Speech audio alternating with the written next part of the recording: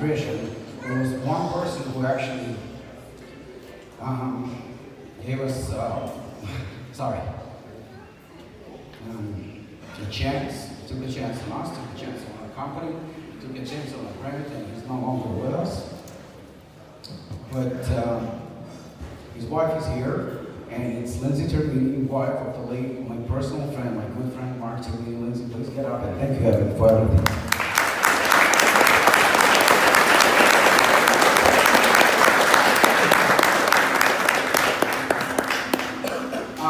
This guy is a customer, but honestly I consider him a friend, and a friend who has been very, very supportive to us, to me, and who has been tolerating me for now over a year, because every time I visit him, I end up stealing stuff from him. Patrick from Harris Nutrition.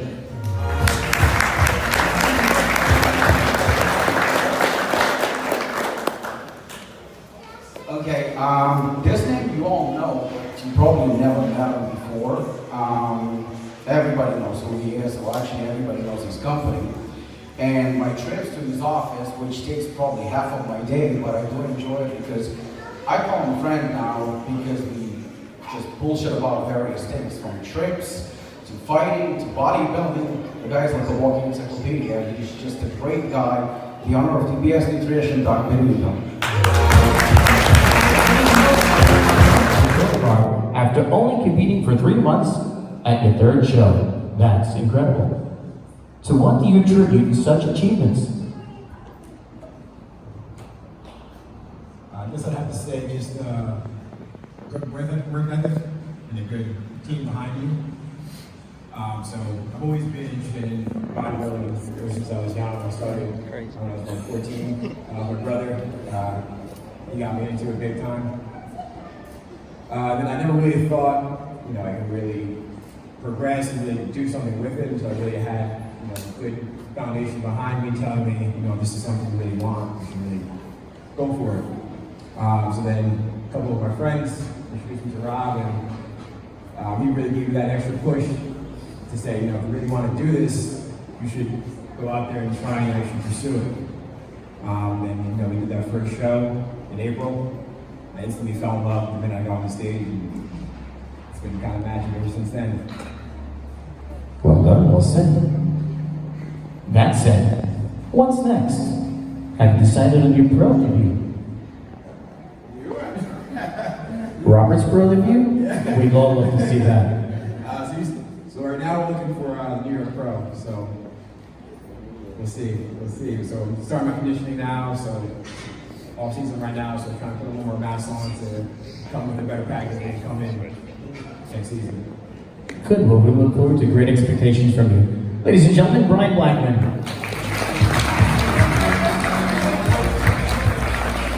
Our next panel member, actually one of my favorites, Michelle ZANDMAN Franco from Revolutionize USA.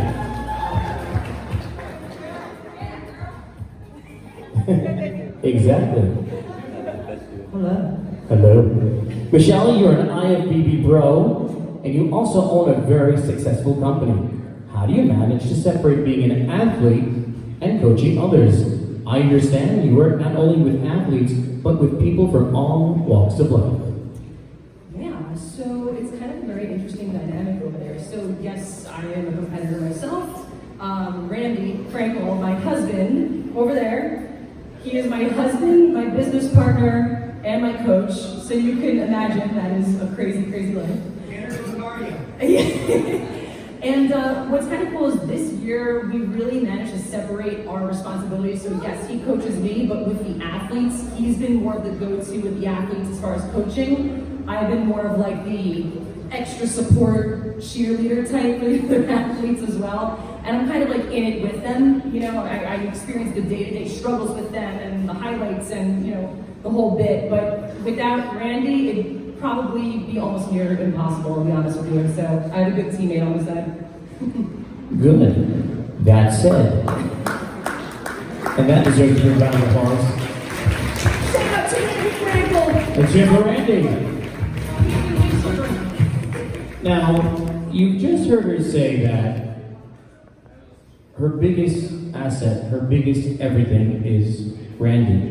And you are in the thick of it with your clients. That said, girl, you missed 2019. What can we expect from you from 2020? That's a very good question. Me and Randy are still actually trying to figure that out. I'm going to be perfectly honest with you guys. Handling, owning a business, coaching, and being a competitor myself this year, I wasn't able to step on stage. I had to, prioritize some of my responsibilities, and it was actually a very good decision because the business kind of exploded this year. So it's been good, but we'll see what 2020 brings. We are still in the works, and I don't want to say anything just yet because I don't like to say, and if something doesn't follow through, it doesn't work out. So we'll see what happens, but when we figure it out, you guys will all know. So we'll see. Thank you, Michelle, and to you and Randy. We wish you lots of muckus and muzzle fun. Thank you very much. You're welcome. Our next panel member is pretty awesome. And when you look at him, you would think like somebody owes him money. But no, he's actually in his happy state. Please welcome VLAD PETRIC. See, he's happy. VLAD, you're making your pro debut in a few weeks in your native Romania. Does it put extra pressure on you that your first pro show is in your home country? Hello everyone. First of all, I want to thank Rob and the whole APOLLON family for having me here as one of the panelists. And I want to thank you guys for taking the time to come out here and support this. As for the question, yeah, absolutely. It definitely puts a lot of pressure because, one, I haven't been back there for about 13 years now. I have a lot of family there, pretty much all my family. So it's exciting to know that they're going to be there to support me. It's going to make my pro debut that much more meaningful than just simply doing any random show. So, yeah, it's exciting, but with good pressure, I would say. I would think so. Would you agree? Can we give him some motivation? Now, my next question, not if, you are, and when you do qualify for the Olympia, how do you think you stack up against today's guys in your division? Well, I'm going to answer it this way. 2 weeks ago, I did my first guest posing at the Brooklyn Grand Prix. And I did it along with John LaRosa, who had just come off the Olympia. And it happened to be that JUAN and Hakeem Williams were there as well, and they jumped on stage. So figure, I was standing next to three guys that are probably some of the biggest rap sponsors in the Open, having just come off the Olympia prep. And I have to say, I actually didn't look that bad next to them. So,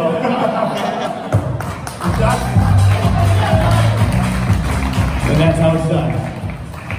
So if that's the case with these guys, then I think when it comes down to qualifying for the Olympia down the road and being against guys in my own division, I think I'm going to fare pretty well. Well, we're very happy for you and wish you lots of luck in Romania. Go back, conquer, and come back here, and let's make it happen for the Olympia. Thank you. Outstanding round of applause from VLAD PETRIC.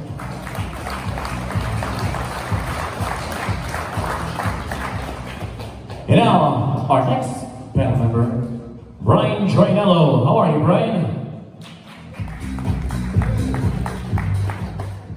BRYON, our first question. Well, first, we'd like to welcome you to APOLLON.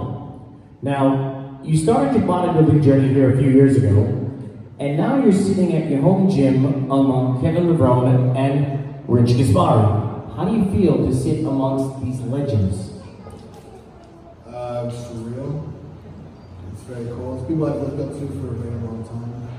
And I started drinking here when I was like 14.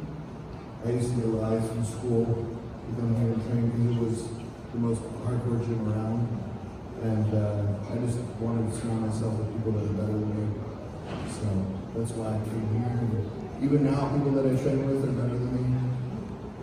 And just trying to push myself. So it's really cool sitting here with these people that I look up to. Definitely, surreal. Thank you so much. And our last question for you. In a few weeks, from 2019 Nationals in Miami, how do you feel And what are your expectations going into the show? This is the best that I've ever looked. I feel really healthy, and I expect to get a pro card. I know a lot of people say that, but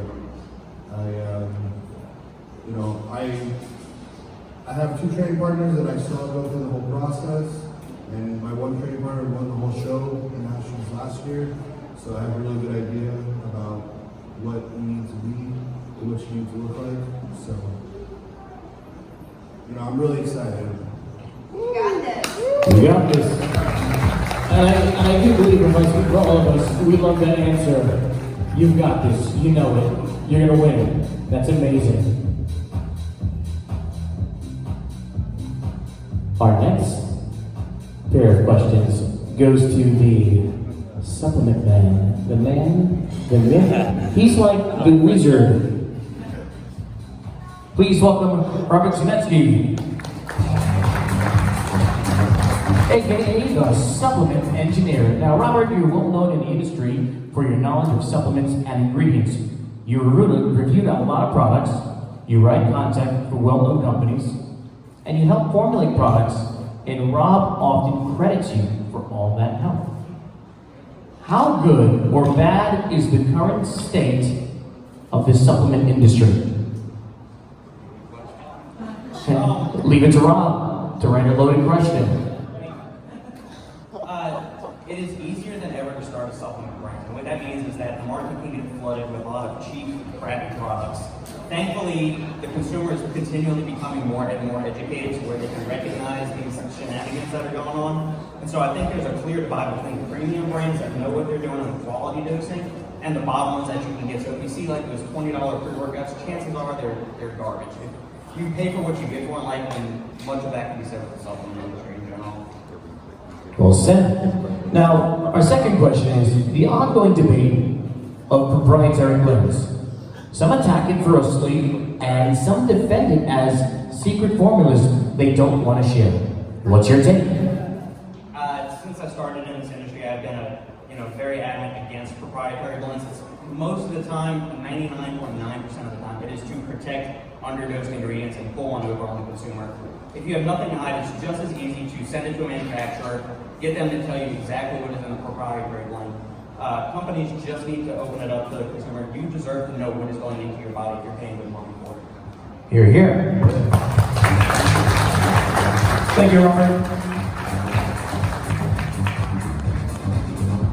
And now, buenos dias, señora. Ladies and gentlemen, please welcome Claudia Arroyo. Claudia, as a physique competitor, what is your opinion on women's bodybuilding coming back next year? I think great idea.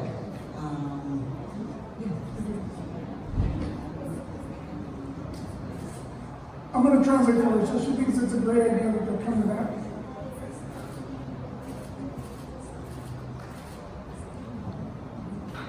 So she's very content.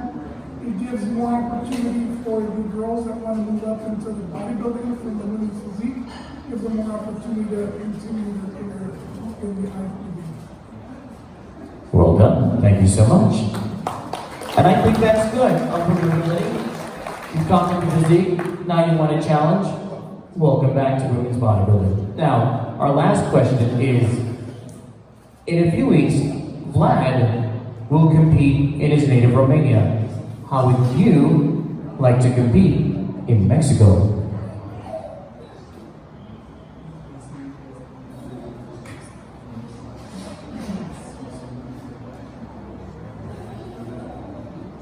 So it'd be actually one of her dreams to compete in Mexico. That's what she's looking for. She has noticed that the shows up there focus a lot on the women on bikini. So hopefully they include the Claudia, thank you so much. Nice round of applause for Claudia Arroyo.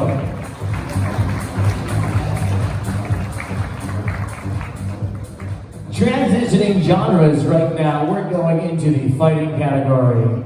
And our next panel member, KARL Robertson. How are you, sir? I'm doing good. Now, KARL, you made a transition for kickboxing to MMA, and now you are fastly climbing the UFC ranks. How did you find that transition? Was it easy? Was it hard?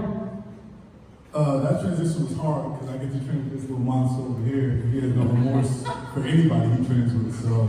He's overtime. Yeah, so he lives up to that name every time he gets into that cage, so I credit most of that to him because he changed my mindset. I mean, it worked me to the point that I'm able to get to where I am now, so I love it. See, brotherly Robert just got choked up. Now, Corey, well done. You took him under your wing. You made that transition even harder. That's the answer to the question. Pretty much. Indeed. Now, your next fight is November 9th in Moscow, fighting a Russian fighter. How do you feel going into this fight? Is the prep any different, fighting so far away from home? It's not my first time going out of the country, but the prep is different going to time difference. Because the time there, we find at 8, but it'll be 2 here. So I have to like work around that, which is kind of difficult, but I'm ready, man. I love going into other people's places that upset people, so I'm looking forward to it. Well done. Nice round of applause for KARL Robertson.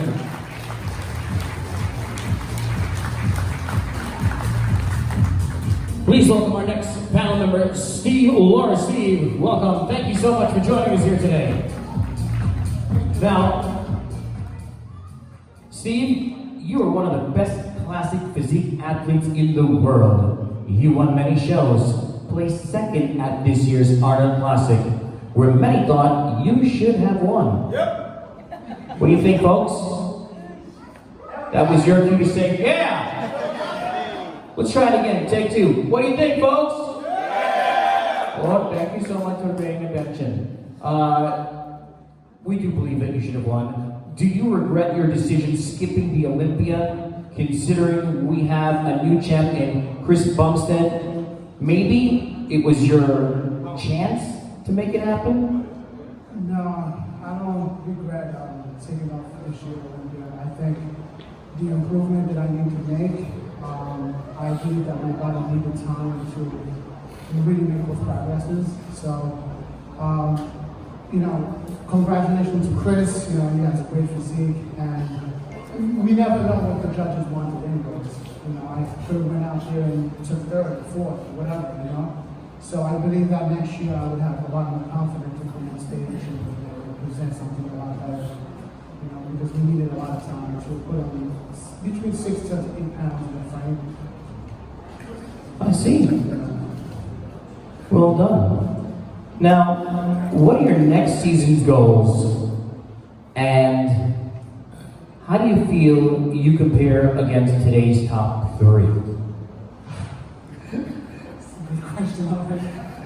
You can thank God for the questions. Well, I would say that the top 3 guys this year, and I just have to be out there to be able to go against them for, to see the comparison.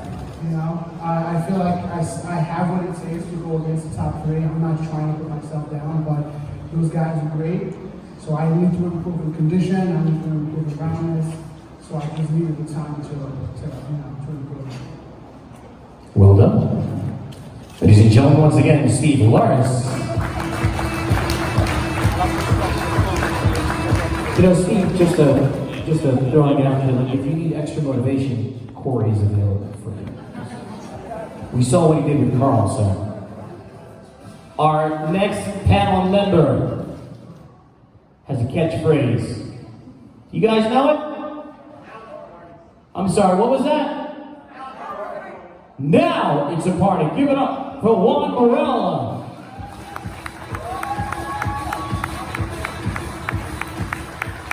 JUAN, you are known for being honest, outspoken, and straightforward. We all witnessed your absolutely insane conditioning leading up to the 2019 Mr. Olympia.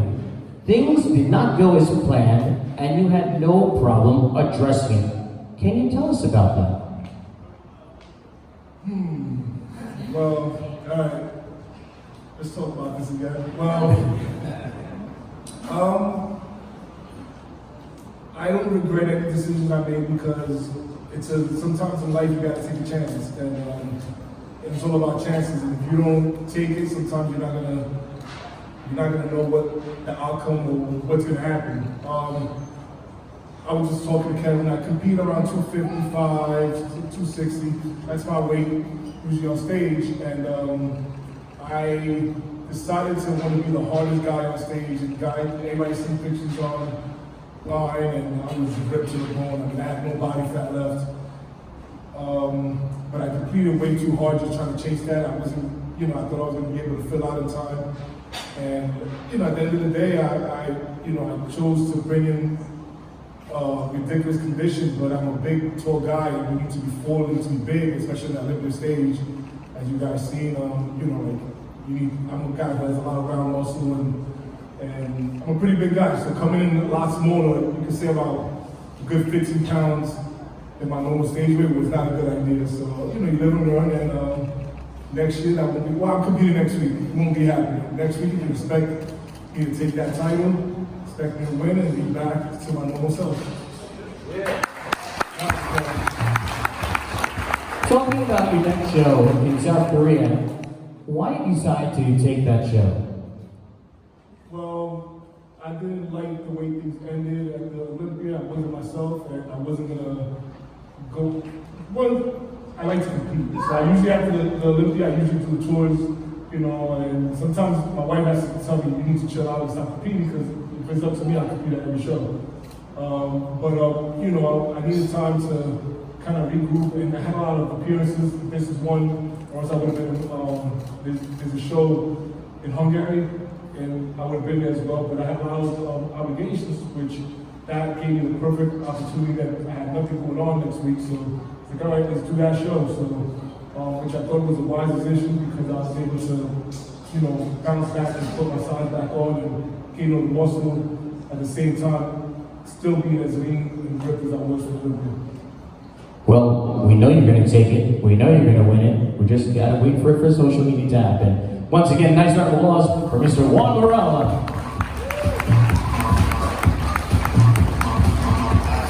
The man who will motivate you till you drop to your feet and will continue kicking you until you make it happen. And he is known as Overtime because he doesn't know when to quit. He just keeps going and going. Mr. Corey Anderson.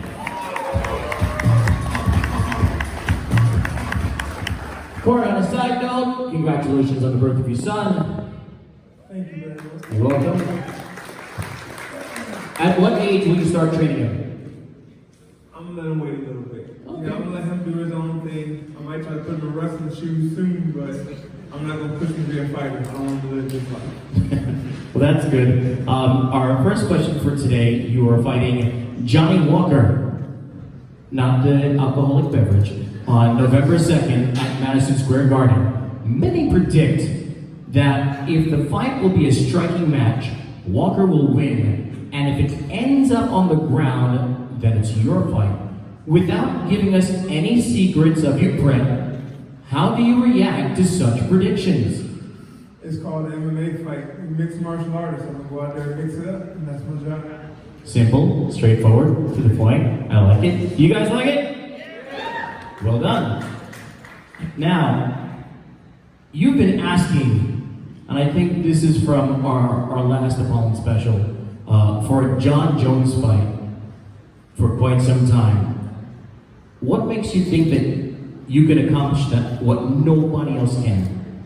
It's not a fact of a thought, it's like when you put time, man, you just gotta stop for a reason. I've traveled the world, I've trained a lot of guys that fought for the title, I've beat guys that fought for the title.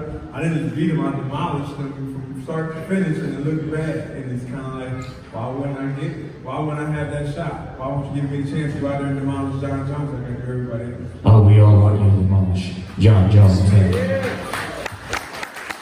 We're putting it to goal to the man upstairs that you get that fight. And we'll all be rid of you. Ladies and gentlemen, once again, Mr. Corey Anderson.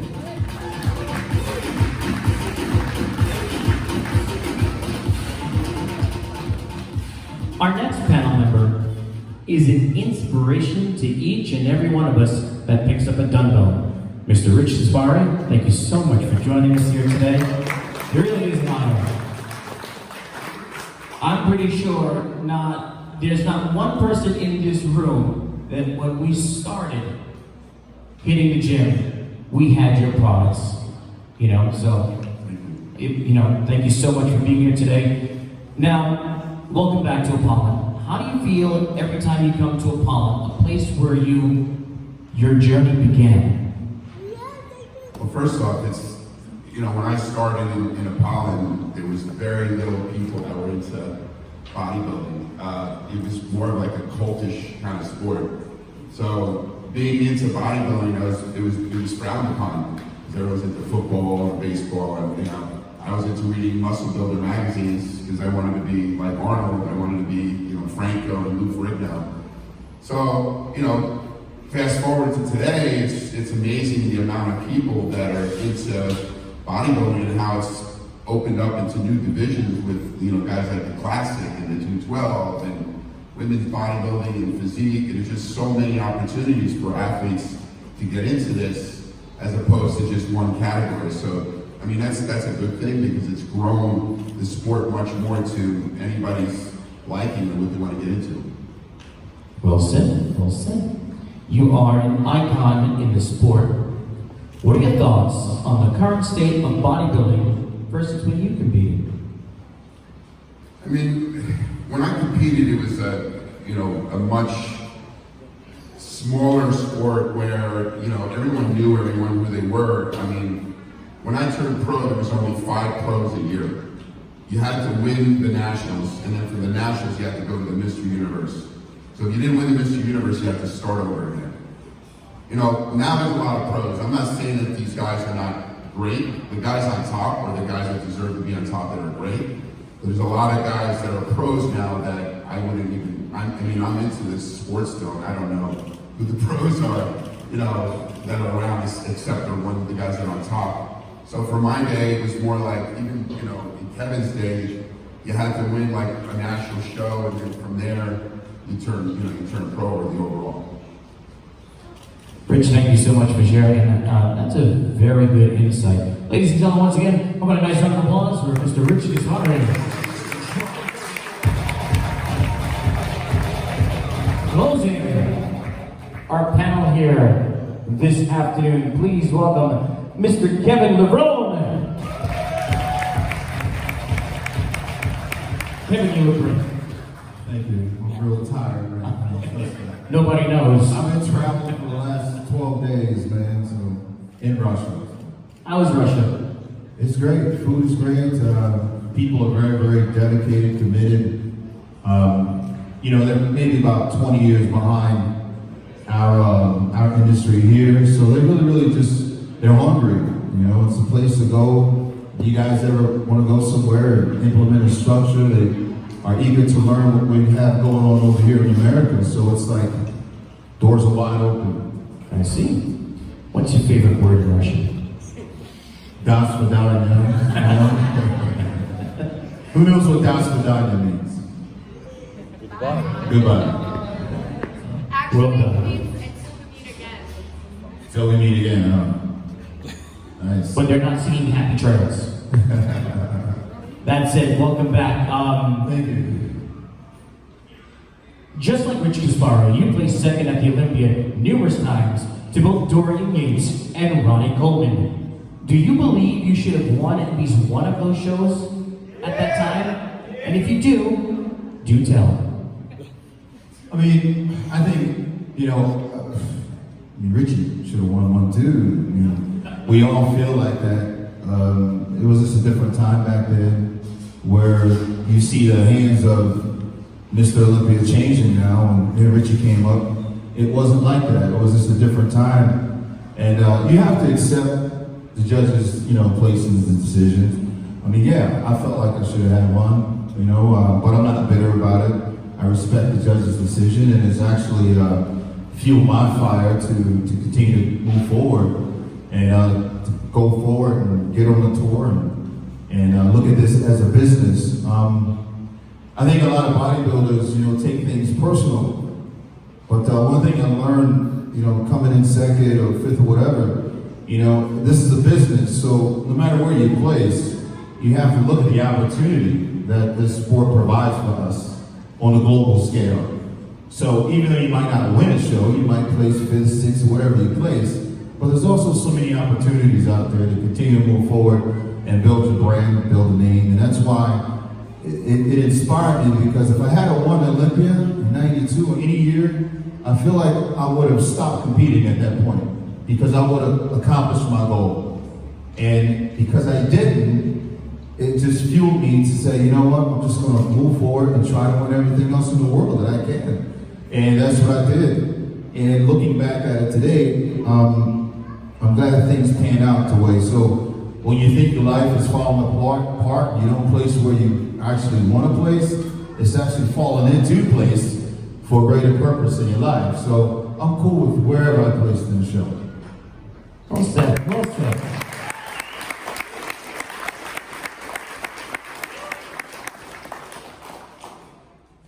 What are your thoughts on this year's Olympia and its outcome? In what? On this year's Olympian outcome, the outcome of the 2019 Olympia. I thought the outcome, again, it's like you have to respect the judge's decision. Me and Rich was just sitting here talking. I wasn't at the show, but I do believe that Brandon Curry deserved to win the show. And I look back and I think, when you look at an athlete like, and Juan, you were great, and all those guys are great, So my opinion is the sport has grown. That's very, very positive. The second thing is it was sold out. I think mine had about 10,000 people. When Rich and I used to compete, it was 4,000. So I look at these things. I look at the marketing. I look at the opportunity. I look at the show. Now, when you talk about who won the show, this and that, I leave it up to the judges. My opinion, when I look at Brandon Curry, I look at a guy who Brandon told me about 4 years ago, when we all know the history of Brandon, he's like, I want to go to Kuwait. And I'm looking at him and he's like, okay, but it's like, look at the huge sacrifice that this guy made. He left his family. Brandon Curry is Mr. Olympia today, and I never would have picked or even thought that Brandon would have ever been Mr. Olympia. But when you dedicate yourself and you have a set goal in your mind, which he did, and he never quit. I mean, the guy had at least gained, 30 pounds of muscle? Brandon was coming in dead last night and placing in Olympia. Kind of reminded me of the drive that Ronnie Coleman had, So I look at this, and this is what makes a champion. And then everything, surrounding his, he's a family guy. He's very, very humble. He's not cocky. And, look at what he's doing now. He's going out. He's being involved in the communities. I just saw something on Instagram where he's talking to the kids on the football field. So these are the things that I think the responsibility of owning that title and being Mr. Olympia, that he's doing more than probably, we haven't seen that in a long, long time. So I give my hat off to him. He put the time, he put the work in, and he deserved it. Not saying all the other guys, they put the time in too, but for some reason the stars just aligned for Brandon over a period of time. Not just that night, but this thing started 4 years ago. That sacrifice, you say greater the sacrifice, greater the reward, right? So it paid off for him. And it's just, it's a beautiful thing to watch and see the opportunities, and you seize that moment. And that's what I look at when you say, hey, what do you think about the Olympia and the places and all this? I just look at the opportunity and I say, it's something beautiful that we all witness. Where if you have a dream, you know what? It can certainly happen. If you just take advantage of it and believe in yourself, and that's what he did. So kudos off to him. I wish I had won Mr. Olympia, but I didn't. It wasn't aligned for me, you know what I mean? But he did. So he has something that Rich and I, we don't have that Olympia title. He does, and he's doing what he needs to do, man, to push the sport forward and to be a great representative, and I'm proud of him.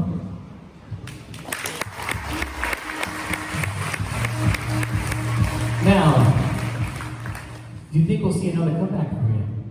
From who? You. Hell no. No, man, I'm done. Talk about the comeback and everything. I just did it. I did it. It was something down inside of me.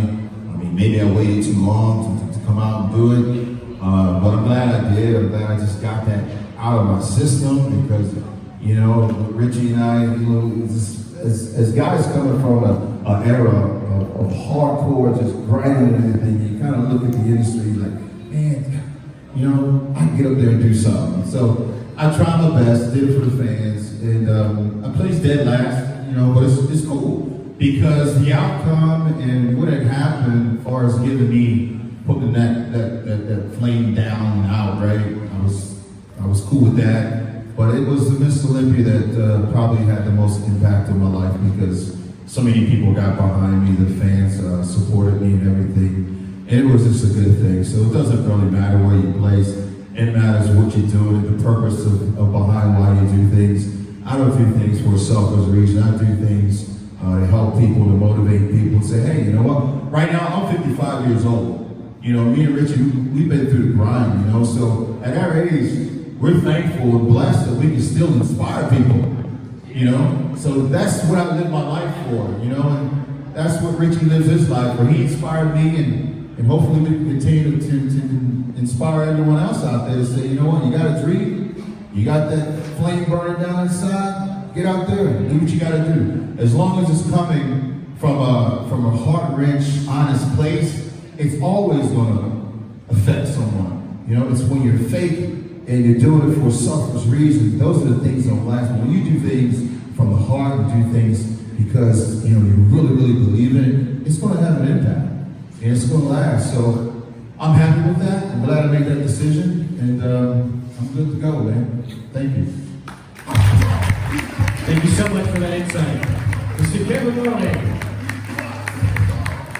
This concludes this portion of today's All-Star Seminar. Now, you, the fans, all of you here today, you get to close. This is where we open up our questionnaire.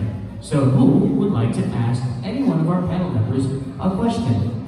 If you would like to ask them a question, so that we can see you, please join us up here so that you can at least see the panel member that you're addressing. We would love to hear from all of you here today.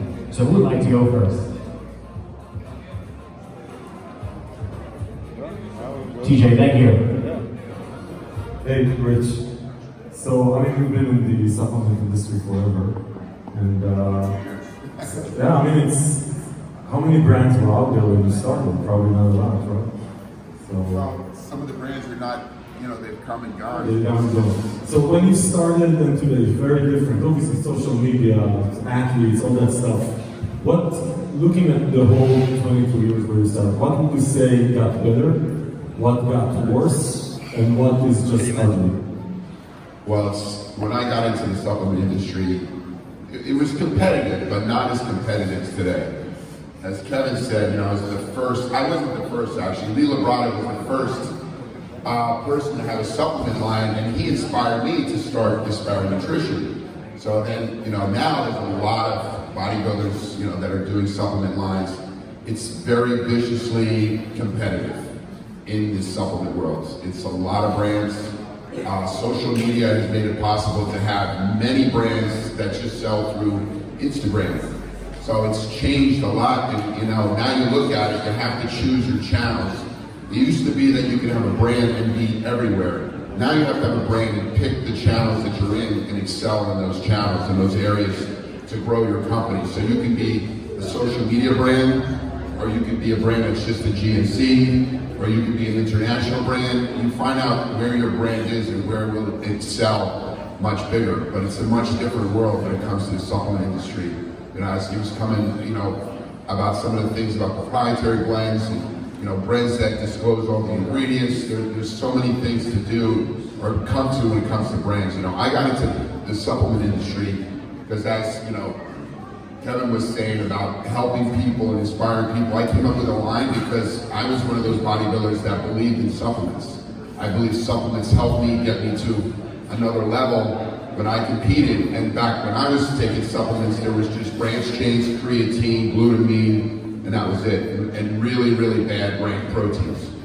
But I felt they helped, and that's why I came up with it. And I also felt that, you know, people were confused in the supplement industry what to take, so I wanted to make it easier for people to understand like what to take and what to use. But it wasn't always about, you know, making money, it was about helping people. Do you think the industry today is better off for the consumer than it was, let's say, 5 years ago, 10 years ago, 15 years ago, 20 years ago, or is it? Is it better? I'm not sure if it's better, because there's a lot more people, there's a lot of opportunists that are getting into the industry to make a, you know, quick buck. But there are some, you know, great companies that are, you know, new companies that have come out that come up with great products and believe in what they're selling. So, as I can say that, you know, when there's more competition, the cream will rise to the top. And that's what you have today. You have the best companies, you know, that can rise to the top. But it is one thing to be a really great company, it's also the marketing aspect of it. Without that aspect of it, you can have the greatest product line with the greatest ingredients, but if you're not marketing that brand properly, it's not going to grow.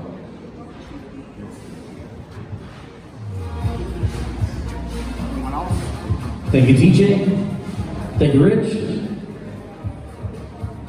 Hey, how you doing? This question is for Steve. The classic physique division obviously has a certain look to it, right? And the judges have a responsibility to award a classic look. Do you think they can do that without the height and weight caps? Do you think that holds people back from reaching their potential? You cannot put a figure girl into a bikini comparison. So it doesn't really go together. I believe that, you know, the weight cap they put on is actually going to help a lot of people maintain their symmetry. Because I feel like when you actually in the off season, if you don't have a weight limit, basically you put in a lot of size on the frame that it can actually bring the waistline. You know, classic physique is about your taper. It's about broad shoulders, small waist, and flare thighs. So if I put another 20 pounds in my frame right now, I don't believe that I'm going to look the way I look as Arnold. You know, just a little bit more, I think that will definitely bring the alignments that I need for my physique and my frame. So I think it's a good idea, to be honest. All right, this is one more sub-question. It's actually really important. You turned pro very quickly. They fast-track classic physiques into pros now. You can get pro cards at second place and junior nationals and all that. Do you believe that the amateur weight classes and the pro weight classes should be the same or closer together? I think it should stay the way it is.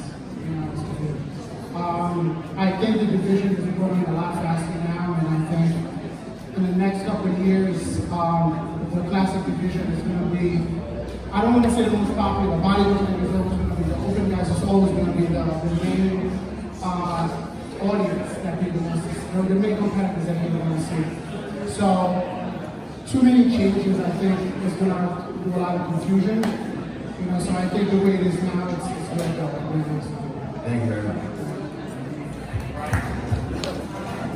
Patrick? Okay, so first I want to say thank you everybody. I'm a good fan of bodybuilding, so just being ready to see the people I look up to is just amazing to me.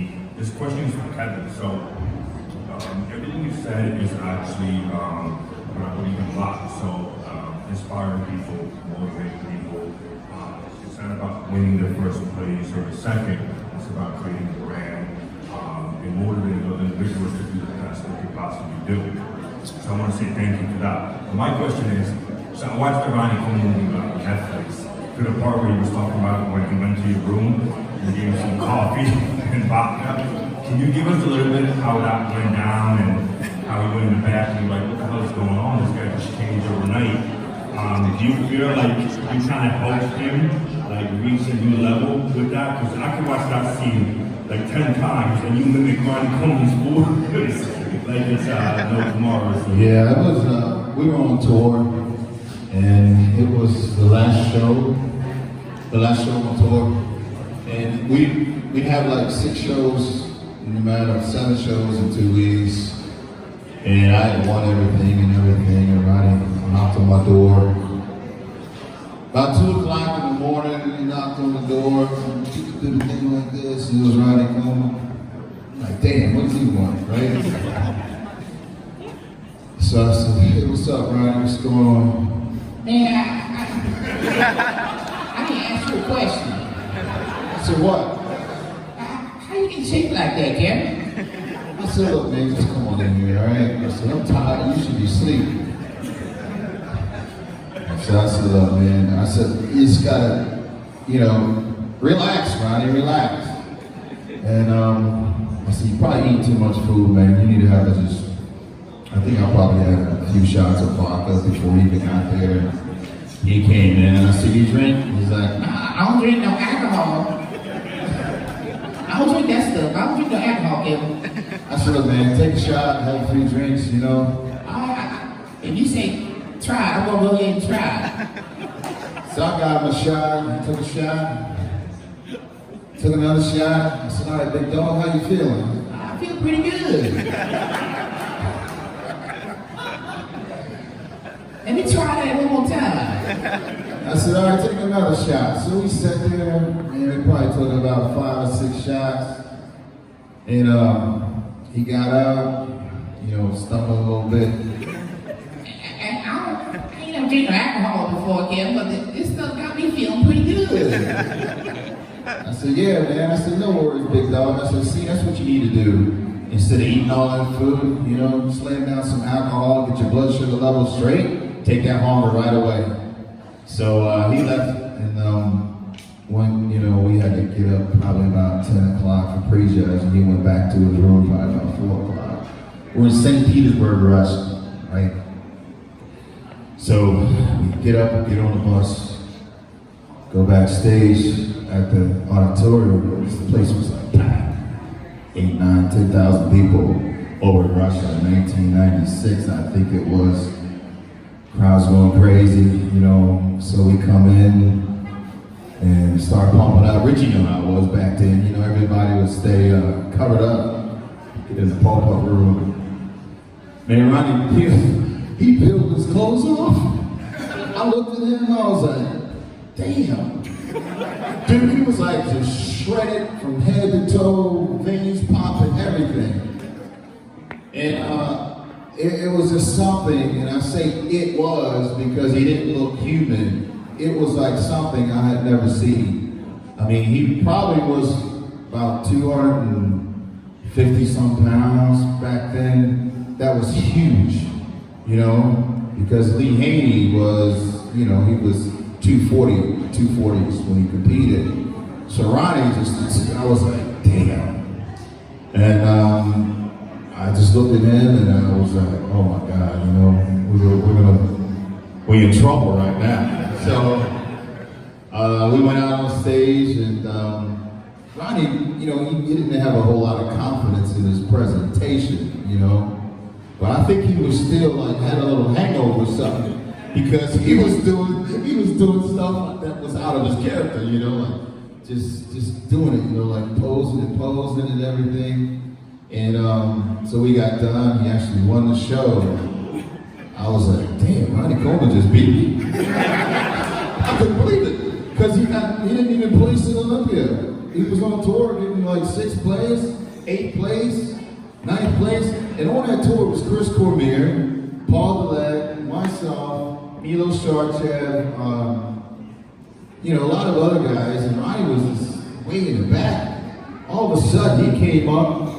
I got second. He won the show. I was shocked, and I was like, damn, what just happened? So that alcohol depleted him. Not only did it deplete him, but it got him to relax to a level to where, he wasn't stressed out. I mean, he was, sometimes his bodybuilders, you can eat too much and you can do too much. And it just put him in that relaxed state of mind. And I was like, damn, big dog, you did it, Alcohol's some good stuff, Kevin. Thank you, man. I said, said, all right, man. I said, yeah, you just kicked my ass pretty much, right? I said, well, I'm gonna get you when we get back to New York City. So we got back to New York City, tour was over. I was like, man, what the hell is going on? I went down to New York City at the Night of the Champions, and he beat me again. Yeah, so he beat me over there, beat me at the Night of Champions, and that right there solidified Ronnie Coleman. That year, Dorian had retired, so that Olympia was wide open. He came into the Olympia, even bigger, you know, because he had more time to train, and it was just lights out. Flex got second, and we were just looking at him like, what just happened? Ronnie came out of nowhere, and ever since then, he never lost a show, you know. And it was just one of those things that you never know, you know, what's in store, what's in plan. But the thing about Ronnie Coleman is, Ronnie would go on tour with us every year after the Mr. Olympia. He wouldn't even place in the Olympia. Him and Vicky Gates would go on the tour. Joe Weider would pay for like my flights because I was a Weider athlete. You know, Richie, you're a Weider athlete too. So Joe Weider would like pay for our flights, pay for everything, and then Conrad would contact us. And Ronnie wasn't a Weider athlete. He would pay himself. I mean, he would have to pay for his own self. And we would fly, and Ronnie would travel by train from Spain to England. Him and Vicky would be on a train, you know, going through like 6 different countries. And not only one year he did this, like 4 years straight, and he would get dead last. And I remember asking Ron, I said, why do you keep doing this? And why? You get dead last. Something wrong with you? It's not normal, right? And he just said because he loved the sport, he loved bodybuilding, that's why he did it. And it's just like, it's amazing to see that drive. We still see him now, and you see there's something going on inside of him that's like, it's a lion, it's a driving. He's built of a different kind of being. And, you know, even though he's positioned now to where, you know, and he never complains about his health or nothing, but still he's not a quitter. He don't give up. And he's just so dedicated to where you're not gonna be able to stop the man. And this is what made Ronnie Coleman the great Ronnie Coleman, is because he will continue to push and go on and go on and go on. And I used to look at him and I used to say, you know, wow, you know, it's probably not, Richie was saying marketing, I was saying it's probably not good that he would take pictures in the hospital bed for his supplement company. I'm like, what the hell is he doing? Right, not normal, all this stuff, Mr. Olympia's bad blood. When you think about it, now, because what he was doing was just being himself, but the people that love Ronnie Coleman, it was like, we started cheering for him, you know? He became the people's champion. And everyone got behind him because he didn't quit on himself. And he believed that, you know, he was gonna get better. You see him now, he just continued to go. And he motivates me just by looking and watching him, because I would have quit a long time ago. So Ronnie Coleman is the people's champion. Now everybody's behind him, rooting for him, almost like Rocky. You know Rocky? That movie Rocky, he was just getting beat up, but he just wouldn't quit. He would get up and just keep going. So Ronnie's a people champion, man, and it's just unbelievable what he does and the drive that he has, and it's turned out great for him. You go to shows, I go to shows now, he has the longest line, people, families show up for him because they're rooting for him, you know? And that's what makes a great champion. And he just has that deep down inside of him, that he's never gonna quit. He's always gonna continue to propel and move forward. And that's what makes Ronnie Coleman so great and unique. Yep. Kudos to him. Hey guys, before we move on for any more questions, we have somebody in the audience. I call this guy pain in the ass. A huge pain in the ass. Well, he is huge. But he's here. He made a special appearance. Future boxing world champion, Big Baby Miller.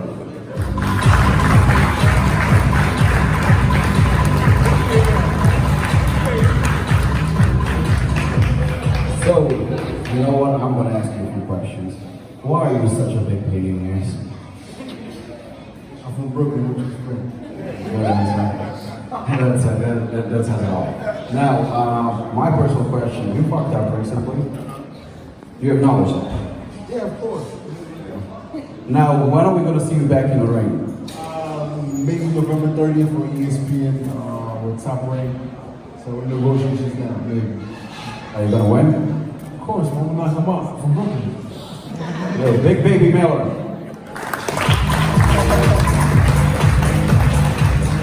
Guys, who has a question? This is for Rich. Rich, would you say your best condition ever was in '85 Night of the Champions where you should have beaten Albert Beckles? I don't know if it was my best condition. I think it was more of a surprising condition because when I won the Nationals, I was 185. And when I went into the Night of the Champions, which was, I think it was like 9 months later, I was 210 in that show. And it wasn't because I took anything so special. I overdieted to become a light heavyweight to go into the Nationals. So when I filled out, like Kevin said, I relaxed and I trained to go into my first pro show. I just made a big impact because it was a different bodybuilder from when I won the Nationals. I don't know, say my best condition or best shape. People say it was, the '86 I won the Pro World, or my three-time second place when in '88. I don't know which one, my '87 when I was bigger at 222, but I think you hit the nail on the head. It was more of a surprise condition. It was when you turned around in the rear bicep shot, and then you hiked up the trunks. I remember when my buddies, I was at the show, and I was saying, what the hell are those things? I attributed that. I'm the first bodybuilder to get striated in blues, and it's funny because when I competed, if you see what the classic bodybuilders wear, they wear trunks that are below their glutes, and that's a reason. That's the way Arnold wears trunks. And so when I started, training for that show, I was posing my back, and the gym owner, Ronnie Capadano, he was looking at my glutes, and he goes, "Holy crap!" He goes, "Your butt is striated." I was like, "Really?" He's like looking at it. You got to show that. So, like I said, the trunks weren't made that way, to go up. And I actually, CJ, she still makes trunks for so many pros and people. She made my trunks, and she basically made them up so that I can show my glutes, which it is a muscle. Right. So, like I said, I can say I'm the first bodybuilder to basically put that on the map. That, if you weren't conditioned without training glutes, you weren't conditioned. You had to have training glutes. After that, yeah. Thanks.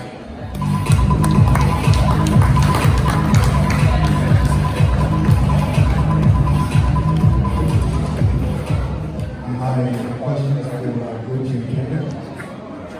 This question's for you. So, as an athlete, for two of you, since you no longer compete, my question is, when was the decision, what was the point during your competitive career when you decided to say that this is going to be the last show?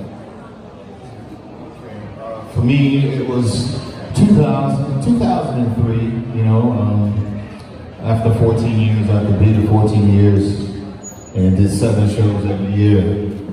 I thought that was enough. 7 shows every year for 14 years straight, man, that's a lot. So at that point, I won everything else in the world 4 times, second Mr. Olympia. I was like, what? That was my decision.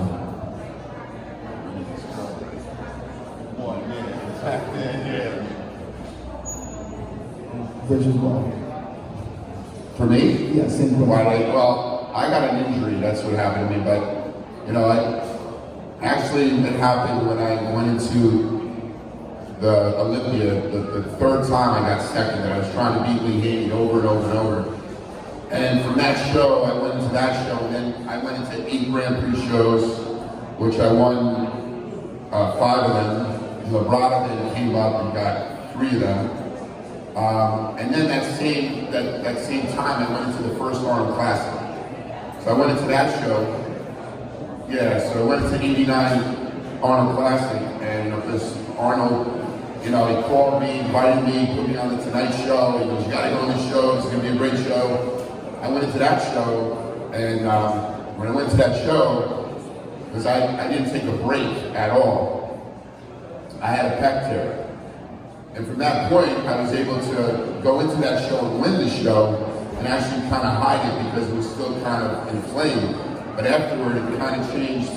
And unlike, I know Kevin had a pec tear, he got it repaired. I never got it repaired.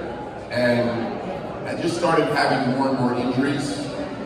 And I stayed in it all the way until 91. And I took a break because I was burnt out. And then I took a couple years off. I said, maybe I just need a break to come back. I came back in 94. And I think already guys like him were already in the Olympia. It was a different era. You had the Dorian Yates era. Guys are much bigger. Sport changed. I was getting ready for actually the Night of the Champions, and my normal weight was 215, 220. I was in that show at 235, getting ready for the Night of the Champions. But then what happened was I just unexpectedly, I was doing some really heavy shrugs. I turned my neck, I herniated the disc in my neck. My whole right side went paralyzed. So my arm was just like totally paralyzed. I couldn't even pick up my arm anymore. And that basically was it for me. I basically retired. Actually, it was 97 was the last show that I wanted to go into that show, and they retired me. I sat in bed for about 2 months. I had a leader contract. I was making money. That got dropped. It was basically, I had nothing. And I was doing some personal training. I had a gym. And I decided from that point while I was in bed, I said, you know what, I'm going to start Gaspari Nutrition. And from there, like you said, it's like never giving up in what you do. Sometimes God has other plans for you. It wasn't meant for me to continue to compete. It was a new changing of the guard, the new bodybuilders. Like, Kevin was then flying and all the other guys, Ronnie Coleman. I came back, and when I came back, my pro debut was like 94, because I did 94, 95, 96. I had to go against Flex Wheeler and Ronnie Coleman. It was just coming up. So I just said, you know what? My time is done. I need to retire. And I just knew it was, my time to retire.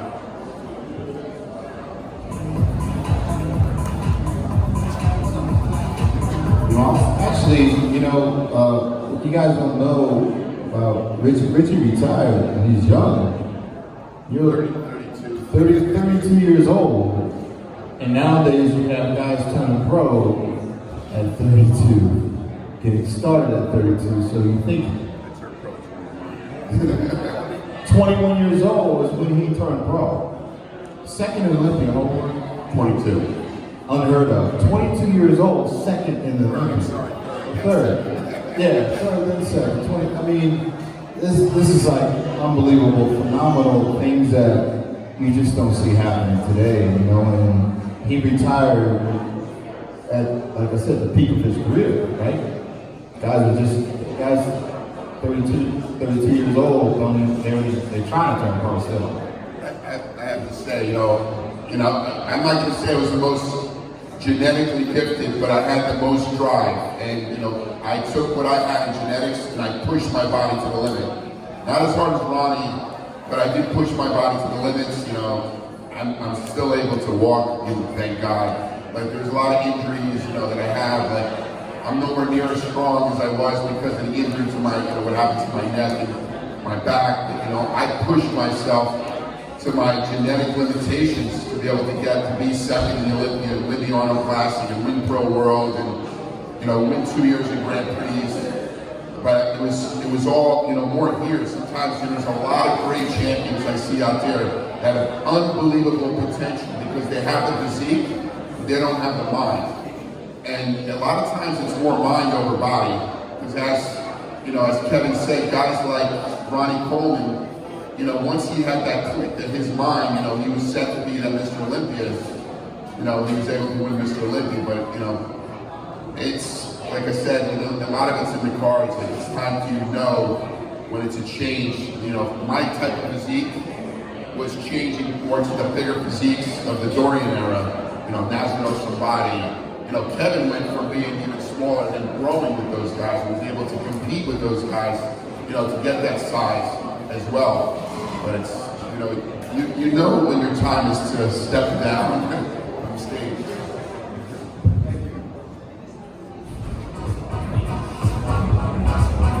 So my question is for Kevin and Rich. How would you say, after training for so many decades, how training for bodybuilding is different from your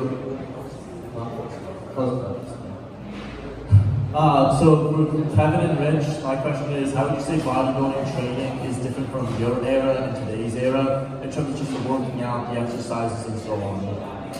Well, I can tell you how I trained, and then Kevin can say how he trained. I mean, I was still on double split, training my body 6 days a week. You know, doing training in the morning and training, you know, in the afternoon. I would take a nap in the middle of the day and go back to the gym and hit it. I would train the body parts twice a week. I'm not sure what today's pros, because, you know, I had guys like Flex Lewis that were my athletes, and they were training body parts once a week and training 5 days, you know, straight, and then maybe training certain body parts twice. So I think the volume of training changed to today's bodybuilders, and I think a lot of the stuff that we did, the newer bodybuilders have learned not to have injuries. You don't see as many pec tears as you do today, as you did back when we competed, because we were crazy. You know, doing 400 or 500 pounds on incline press. I mean, I tore my pec doing 455 doing reps, you know, on incline press, and it just, on the 5th rep, it just went, just tore and you're warming up. So, you know, that's how I trained. You know, it was very high volume, 6 days a week, twice a week. So I don't know, Kevin, how you train now? We just pushed our bodies to the complete limit. And I started off with there's 3 different exercises you can do to build a foundation: deadlift, squats, and bench. Back then, if you didn't squat, you weren't going to roll the legs. If you didn't bench, you really weren't going to have a chest. And we didn't have all this fancy equipment like you got nowadays. I remember when, before even hammer strength even came out, yeah, I didn't have a hammer strength when Richie was training. So the equipment is different nowadays. We had bench press, we had squat racks and stuff, so we had to go with what we had in the gym, and we just maximized it out to the fullest we could. And like I said, it wasn't any of that fancy equipment. Like, guys can nowadays go through a whole complete workout with machines, and we didn't even use machines.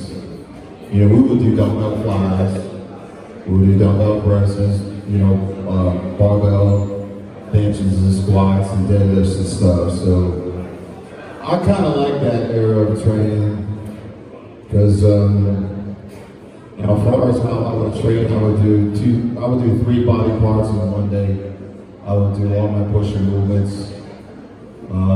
Next day I would do legs, and come back and do pull it, back and biceps, and I'll take it off.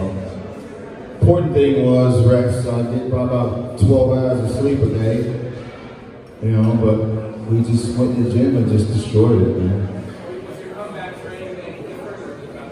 No, I try to do the same thing, you know. Yep, try to do the same thing. The only thing is, taking off for 14 years, my muscles atrophied. And when I went back to try to train legs, I found out that I had a quadricep tendonitis in both of my knees, you know? But I didn't feel it because I didn't feel it when I was big, you know, because I had all that muscle protecting. But when my muscles atrophied and I had to sit there and squat and do leg extensions, I was like, damn, it hurts. It hurts so bad. I couldn't squat and I couldn't do leg extensions. And I'm like, I don't know what I'm going to do now, because I just opened my mouth about competing at Olympia. So I couldn't quit. I had to keep going. So I had 6 different PRP treatments on my knees in a matter of 5 months. The doctor was like, you got to take off and not work out for at least 2 or 3 weeks. But I didn't. So I tried my best, and yeah, I tried my best, man, and you know, it was what it was, so it's all good. I contribute my success to Richie, Arnold, those guys, just a period of time where hardcore, man. Go ahead and go home, that's what we all did. It's for publicity, but to record on social media. But I think, for me, I follow everything these guys did. The Ronnie Coleman routine, his 2003 routine, I followed for 10 years. So I never believed that I was going to be a bodybuilder, but I did it. I took all my frustration and anger through that because I had a rough childhood. And everything Ronnie did, I can't lift those weights, but I just keep it very simple. I keep it very basic. So I don't hang on bars and do things for social media. You know, it's very, and a lot of things you have to understand is that it's how far you're going to push your mind. So everything has to be programmed in your mind. There's a lot of guys nowadays that train, they want to go and do a show. They're like, all right, if I place fifth, if I place fourth place, I'm going to be fine with that. But you're already setting yourself for failure. So if you actually program your mind that you're going to win something, that you're going to go to the gym, you're going to push your limit, you're going to lock your mind into something that you've never been before. So if you stop at 12, there's a lot more you can do. There's so much more fibers that you're going to break down for your muscles to recover. So I don't believe in a lot of different, extra things. I just keep it very old school and funny people. That's the best way for me. Same question for you because we discussed this 2 weeks ago.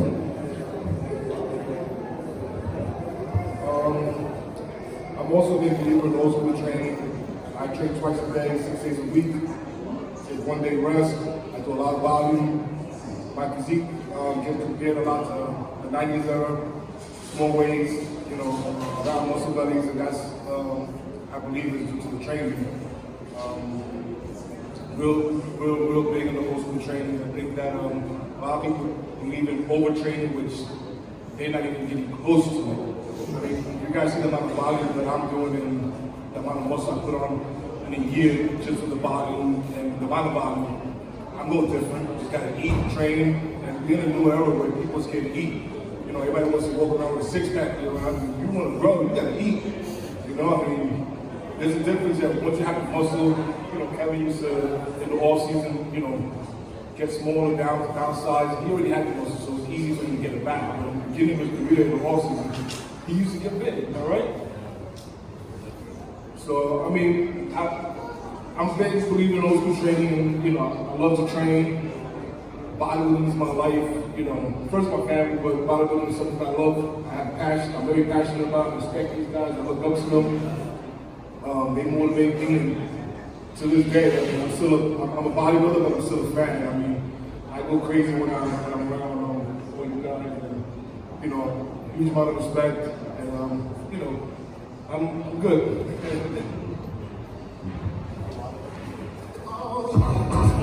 question is for Robert. I had a question about recovery. What supplements, what protein, what do you recommend for recovery for these kind of injuries and stuff? First off, make sure you're getting enough protein each day. Then if you're looking to optimize things beyond that, make sure you're consuming enough total calories post-workout. Carbohydrates can help with glycogen replenishment real quick.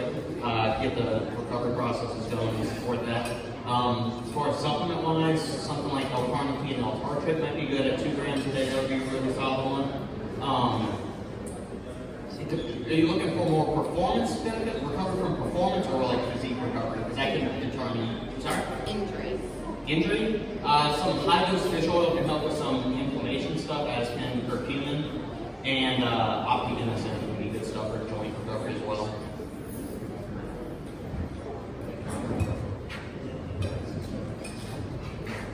Questions for Kevin. Kevin, there's this cool, badass, legendary story I always hear about. When getting ready for the Olympics, you used to sleep on the floor, ammunition and stuff like that. It was like something I'd never heard of. I said, oh, that's cool. Kevin really does that. Is that true? Can you explain that? Tell us those cool stories getting ready for the Olympics. Yeah, it's true. I didn't want anything to be comfortable, like, you know, I don't want to sleep in my bed.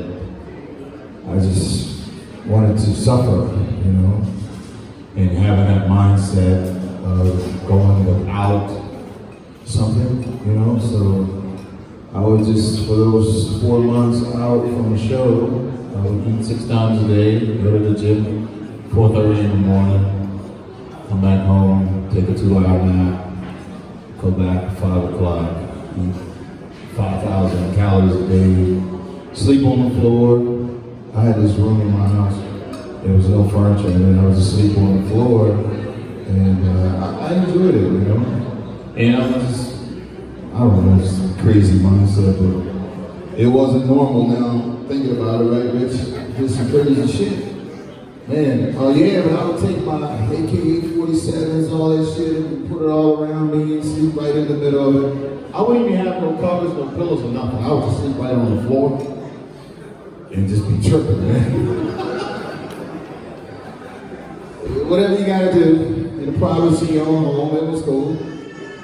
And just took that mindset to the gym and worked out. But that's what I had to do to be able to do what I needed to do in the gym. So, yeah, that's what I did. Thank you for the inspiration.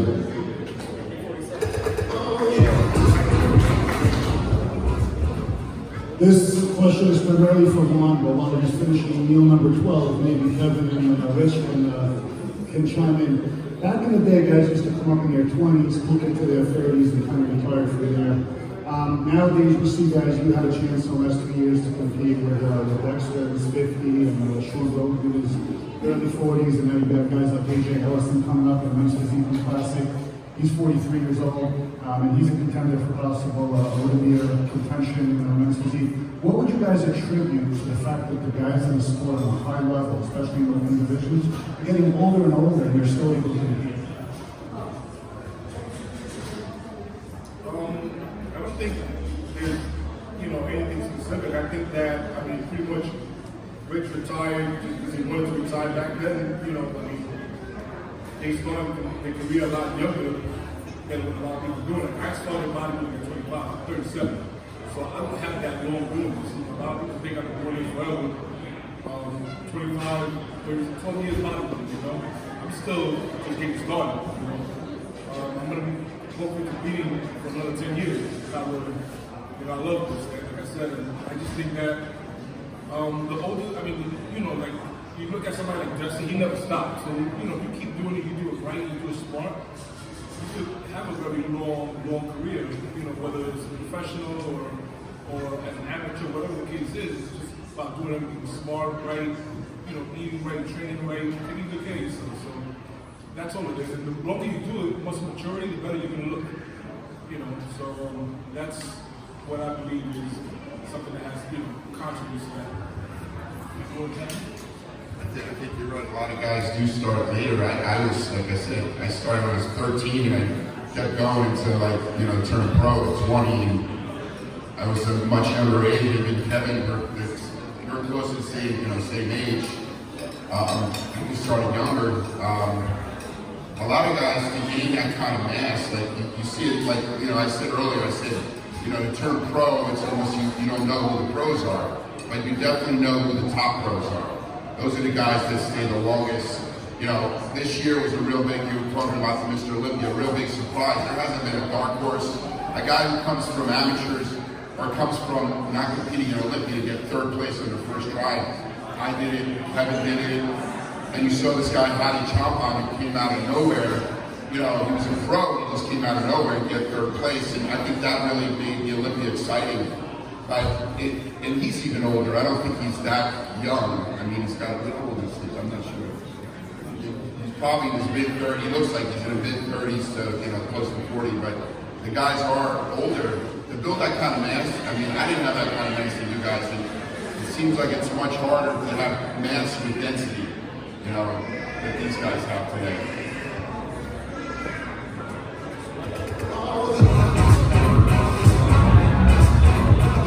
What's up, guys? Kevin, you like my Mike Tyson, like one of your biggest fans, you inspired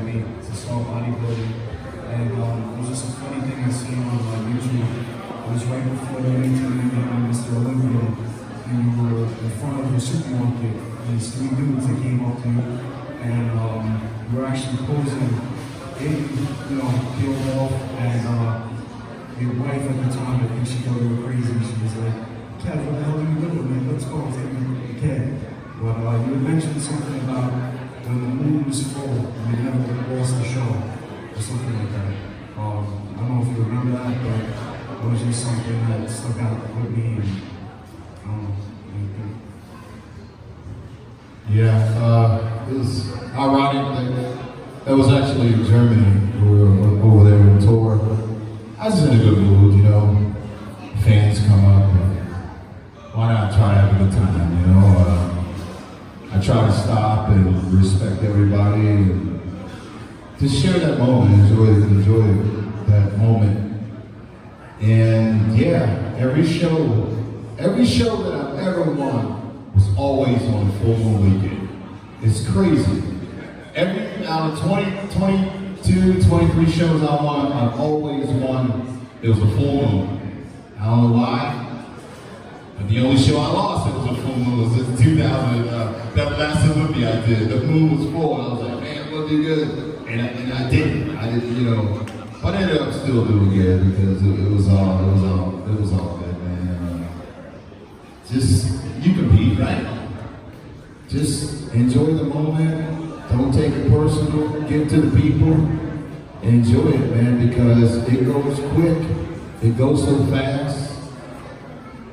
And Richie can probably vouch for me. I never would have thought that my life would end up this way. This is something, this sport, you can plan, but the placings and where the dice roll, what you're going to get, you can't determine the outcome. But you can continue to move forward, live in the moment, do the best that you can. And this is a very, very humbling sport. You just have to be humble. And you cannot be cocky because it is a thing gonna last, your career is gonna last. Be thankful for the moments and the opportunity that you have, and always continue to give back to the people. And that's what I've always tried to do.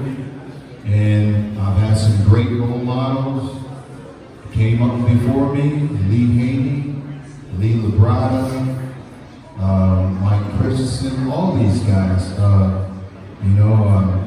Franco Colombo, look at Pump and Iron, of course, Richie. And the dedication that they were put into the sport goes far beyond like the gym, They had a you could actually see their personalities in the gym, sharing it on stage through their posing routines, and coming into who they are as an individual. That character of Richie, his name that he got, Dragon Slayer, he found who he was. And it's something that is just a piece of history that was created from being true to who you are and finding who you are and bringing it to the stage through your posing routine, through your trial and error, through everything. And that's what can never be replaced. You can try to emulate it, but he's original. Arnold's original.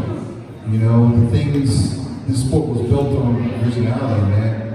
And I respect that. I've always tried to find my own way. Take what the guys that came along before me, learn something from each and every one of the pros. Don't be afraid to ask questions. Don't think you're so great to where you're better than everybody else. Stay humble and believe in yourself, and you will find your own originality. The way that you need to pose, the way that you need to present yourself, and just believe it, go for it, man. And that's what I did. But, again,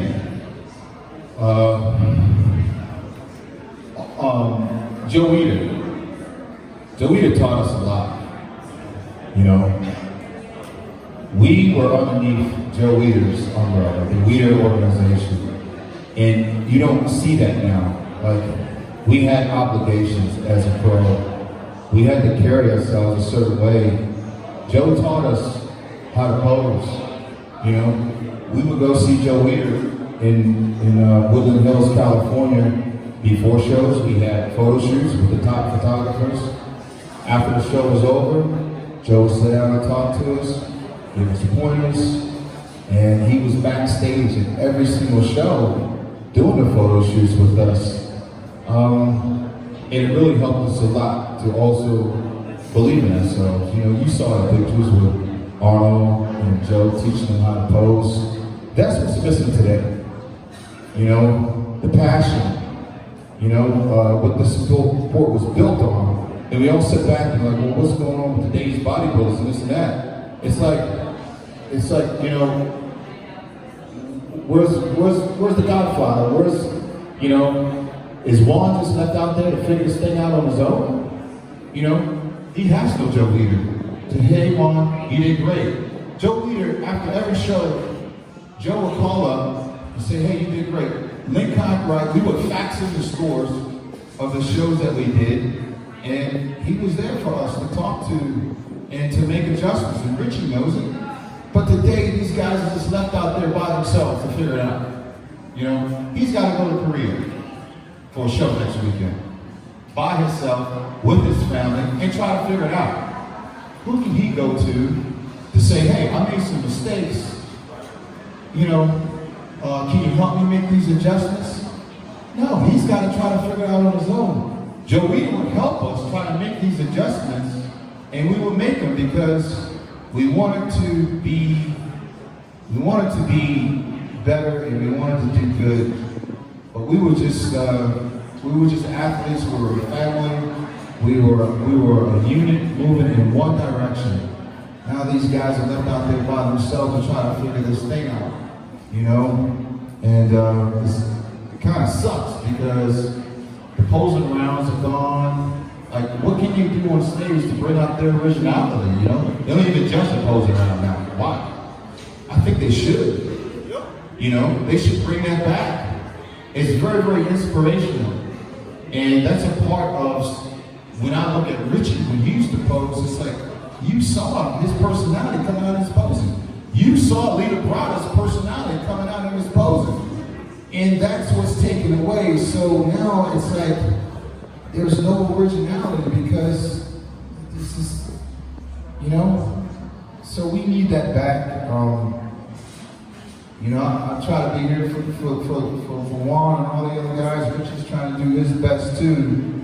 But you know, there's some things that fell to the wayside that I think we need to all get involved and help one another and reach out and continue to build bodybuilding, hardcore bodybuilding, not into a freak show, but into, you know, what was created, what Ben and Joe Weider wanted it to be.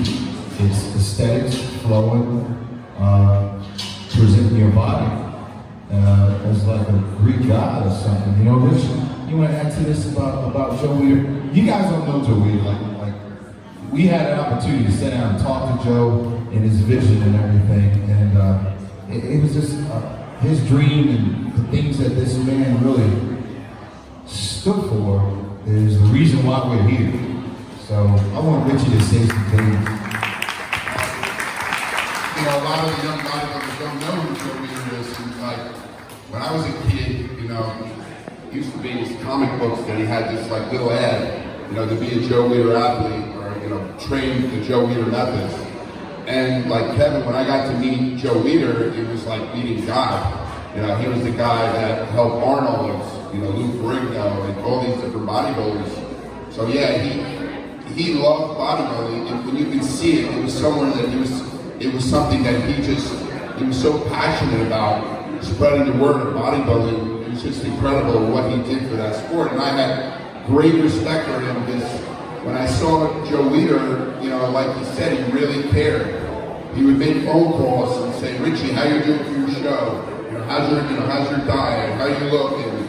And he did a lot more, not just in showing you how to pose, but he would basically call and see how you're doing and right to the show. I spent 2 months A lot of times before a show to just do photo shoots and videos and stuff, and then after the show stay in California to be there with Joe. And it's a shame that a lot of people today don't know who Joe Weider is.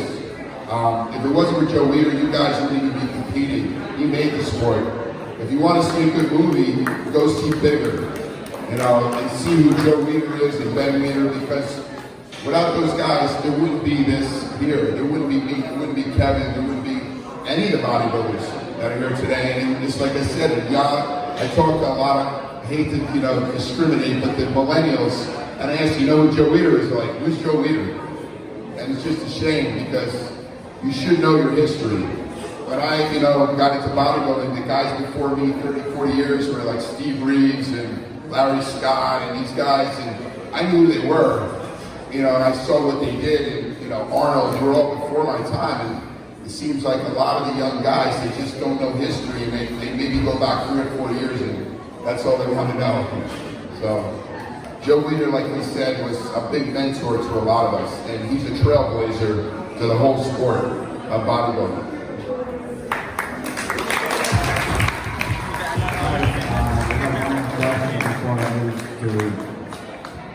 Hey, I come from the squad in the cat. Steve, Juan, you guys hit around the nose. VLAD, Claudia, Bryan. What do you guys do? You guys still incorporate old school. When the time they say old school is dead. But like Steve said, like Juan said, they still incorporate it. You guys incorporate it.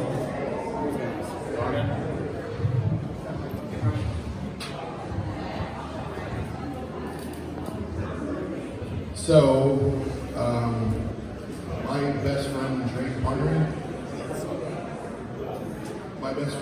partner is doing the product, so I actually know their product really well, and it helps me pose it. I go over there most Saturdays, and it helps me pose. Absolutely, it's something that's really important to me. I can't even tell you how many times I've watched BRYON Muscle Machine on YouTube. It's kind of embarrassing, to be honest with you. And like how much I love his physique and how much I watch Mr. Spire and all these guys, and even how much of Juan's videos I've watched. And so yeah, absolutely.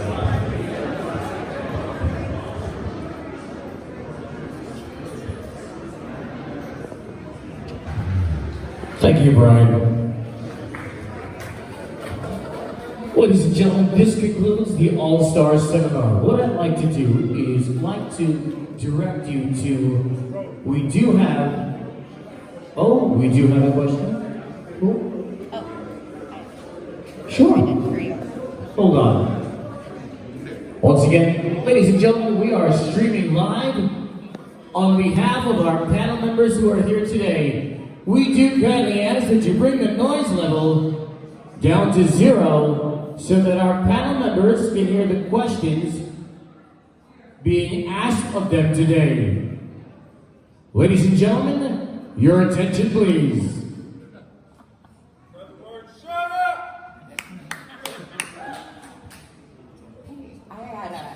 This was mainly focused on Juan Morel. But I would like to ask everybody, just how do you guys balance all this? I mean, it's a lot, and so I'll leave it at that. Just how do you balance everything in life? She's my wife, so she means like, how am I, how do you like, support with your daughter? Oh, this is a terrible question. Like that. First, I think with me, and I could probably speak for anybody who's, gotten older. I mean, I'm not young anymore. I'm not in my 20s, and my daughter being born is a big part of my life. I love her, and I'm looking to see everything about her, seeing her change from day one, and just, you start looking at just the little things that she does, and you just want to be able to capture that and remember that. So it's like, for me, like, I don't want to miss a beat. So, I tell you this much, whenever we gotta give it to my mom for like the weekend, I'm like, tell my wife, like, no, my wife, it's like, you know, it's like, you know, your mom needs to spend some time with her. I'm like, yeah, but that's gonna be like 2 days or 3 days about me being around her. Excuse me? So we have a month and a half. The balance is you gotta create it. You gotta, some people, they don't know how to, what's important to you in your life. And that's, you're gonna take out the time for what's important in your life. You know, if it's important for you, then you're gonna make sure that you do what you need to do. Some people say it's important, but you know, their actions don't speak that. So for me, you know, like I love bodybuilding, and I know that I take my time to be one of the best in the world. So there's a lot of people saying I love bodybuilding, and yet they are partying to whatever, they're drinking and doing this in the off season, they're not really following the regimen. I'm a bodybuilder 365 days a year. So for me, it's, you know, like I make sure that I'm there, I do everything my family needs. First, they come first, you know, I make sure that they being taken care of and provided for. Everything I do is for them. And, you know, after that, it's like, you know, it's just, you just have to create the balance. You just have to know what's important in your life. You know, there's no way to explain it, but it's up to you as an individual, bodybuilders, you know, what's important to you. You know, it's like, if you think it's important, you're gonna make time for it. You know, and it's like, with anything in life, you know, so a lot of people say this is important and they actually don't speak that. They say, I wanna do this, but they're not doing that, you know? So that's what I have to say. I mean, balance is all in, you know, in yourself, and, you know, it's not as hard as, you know, people say bodybuilding is selfish. I don't believe in that. I don't think it is selfish at all. I mean, you have a lot of selfish acts, but if you, like I said, I love my family, you know, and I make sure that they're taken care of and everything I do for them, you know, it's like, I put them first before I put myself, so it's like, that's not selfish, you know. So anybody who does put themselves first before their family, then they are selfish. And that's according to the individual, not, you can't base that on everyone. And I think Corey could answer that question too, especially considering that he just had a son and he's prepping for a fight. How do you balance that? You know, balance for me is kind of like in my name, overtime. If I'm sitting still too much, I'm kind of going crazy. So I have to be doing a lot. And if you follow me, you know me, I do a lot. I train 2 or 3 times a day. I have my own YouTube hunting channel, so I'm always out in the woods hunting, scouting, prepping, like cleaning the deer myself, spending time with my family, and I teach at the gym. So it's like all day I'm going. You know, the overtime came from 25 acres because people always say there's not enough time in the day to get stuff done. It's just like, why? If it's important to you, you gotta make a way. It's just like when you start a relationship with somebody, you keep trying to text and hang out with somebody, and they're always busy. You can tell they're not into it. But that person is gonna make time to get it done. Okay, this might work, and that's how it is. I always find a way to schedule my day and make time to get everything in. I spend time with my wife, I spend time with my son, my mother's in town now, I spend time with her every day, I'm training. You know, I do everything I can to make sure everybody gets a piece of cord. All the people I love and things that's important to me is getting some attention. So at the end of the day, I might be up late to get things I gotta get done myself, but that's fine. I made time for those around me, the most important people first. And then I worry about myself, like mine said. You got to put those in front of you, those that you love the most, in front of you first. You know, everything I do is for my family. I tell everybody, win, lose, or draw, no matter the money, as long as my family's taken care of and they're happy. My wife is happy, happy wife, happy life. You know, so I say happy spouse, happy house. Happy house, happy spouse, whatever it is, same thing. As long as I don't have any complaints from my wife, I'm doing my job correctly. As long as I come home, my son's smiling and having a good time, I see his smile when I wake up, and I see his smile before he go to bed. Spend whatever time I can in between going to the gym, and then get out of the gym as fast as I can to get home and see him before they put him down. And if I miss him, I'll be right there when he wake up. You know, you gotta have that balance, the things that keep you clicking. But you gotta have time for yourself as well. That's why I'm up late, because if you don't, it's kind of like miserable. It's like then you really don't wanna. For me, if I wasn't having time to hunt and do things I want to do with YouTube channels and spend time with friends, I probably wouldn't want to fight as much because I'm burning out. You know, you're in gym family. But you got to make sacrifices. You lose time in the day if you want to do it sometimes. Thank you so much. This concludes our third annual All-Star Seminar. On behalf of APOLLON, we thank each and every one of you for coming here today. You guys are amazing. Here's what's going to go down. First, I want to let you know, we do have a donation here today. It's for the Wounded Warrior Project. Also, I'm advised to let you know that we do have 20% off anything in our store today. We do have our friends still over at Eat Clean Bro. We do have Muscle Eggs in the house. And we have APOLLON Nutrition. So feel free to take a few samples right now. We're just going to wrap up ourselves here with a press kit release, and then our athletes will be made available to you. Thank you so much for coming.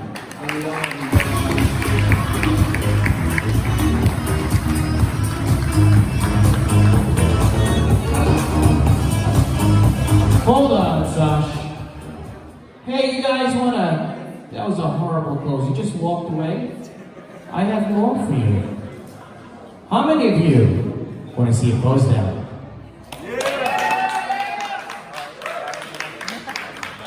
I'm going to step over here. So, we would like, Juan, you're 1 week away from Korea. VLAD, Romania has nothing on you, okay? Steve, only because you look good in, what color is that? BRYON? Yeah, slash pink. Johnny? Another BRYON? Another BRYON? I think it's time to have a pose down. You guys want to see a pose down? Let's make it, Sash, can you give them some nice upbeat music?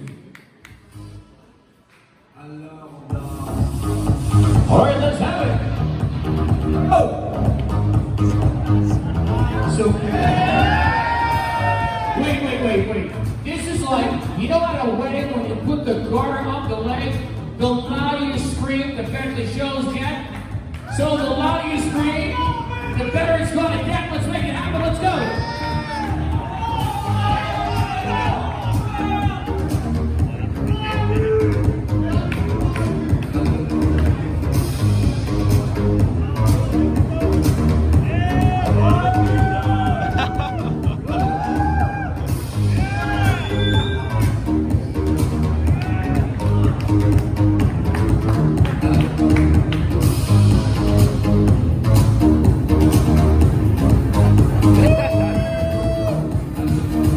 Okay, let's get a back double bicep pose. A back double bicep pose.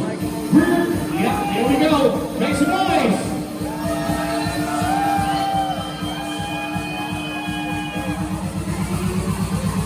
Let's get a left arm rear double bicep pose. I love it. You know when you pose to the side. Bicep pose.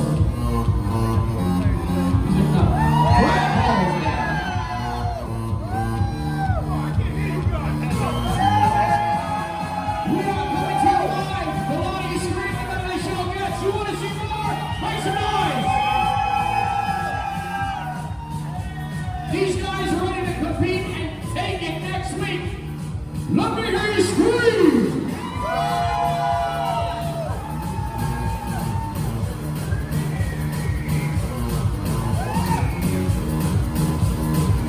Great one! Is it possible to see your famous vacuum pose? Oh no, so I asked. How about a nice round of applause for these guys? Wait, we're not done yet. We've got 3 fighters in the room today. We've got 2 UFC MMA fighters, and we do have. Where did he go? Oh, there you go. Come over here. Come with me, come here. Come. Huh? I don't know. We'll make it a rumble. I tell you what. Why don't you 2 join me out here? Face the audience. He's going to do a boxing pose, and you take your foot, plant it right over here. Right? And then what Corey's going to do, he's going to reach around, rip out his heart, and start going Kalima. Indiana Jones, people do? No? They're like, I have no idea what this guy's talking about. That's great. So come on out and let's...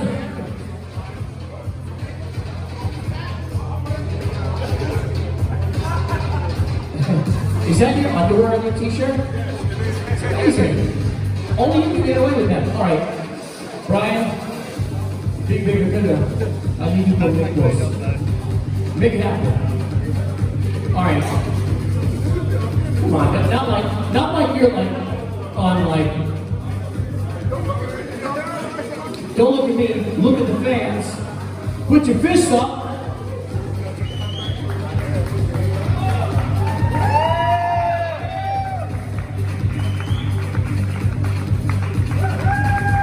Wait, I'm going to make this one better. Carl, you stand over here. I want you to raise, maybe on a count of 3, see if you can hold up any kick of your choice. At him, yeah. Not at me. I'm on the mic. Go to the blue tie strike. There you go. You got it? Oh, they can't hold that pose for long.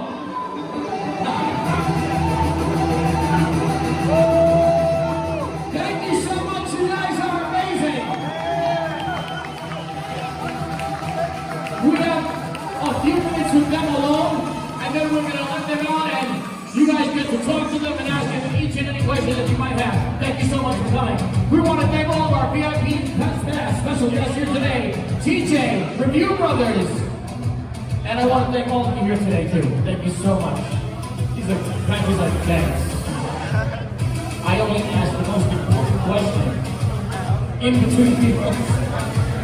And you just look beautiful standing there, sitting. You didn't have to do much. I made this sit. Alina, Pat, Marina.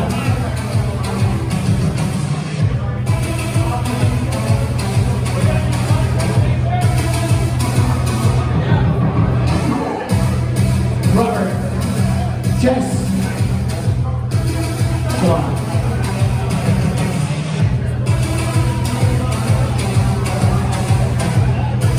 Jeff, you there? Hold on. We want you in the picture. No, you need to. Can you get in the picture? We would love for you to be in the picture. Wait.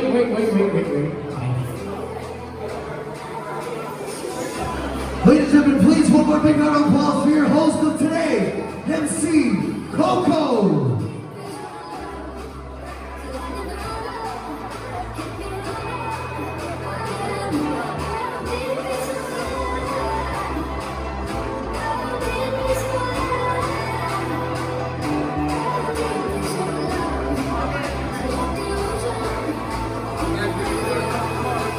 Robert, Rich, we need you here.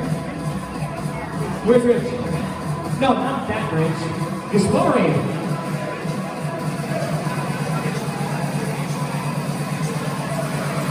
We're waiting for 2 pieces. Robert, Rich and Gaspari. Hi. Please. Don't be sorry, it's all good. You're popular.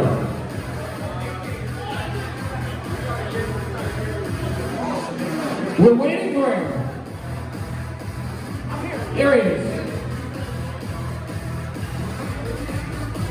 Richie's here.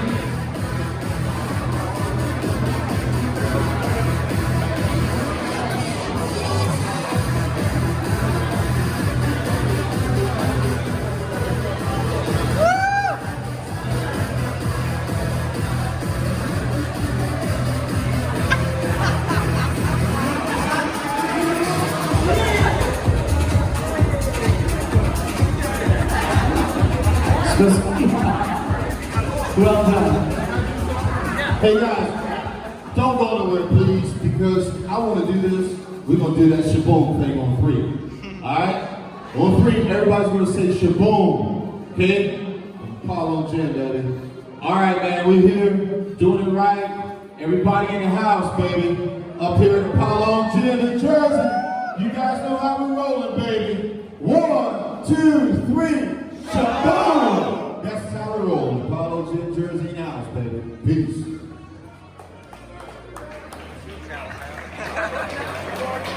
Hey, Juan, how's the party? He said, no, I'm good. We want to thank each and every one of you here today, and I want to thank all the panel members standing behind me. Give them a thunderous round of applause, all of you. That's it. It's a wrap. So if you have any questions, give them a second to just settle down, and they will be out there to join you in just a bit. Thank you.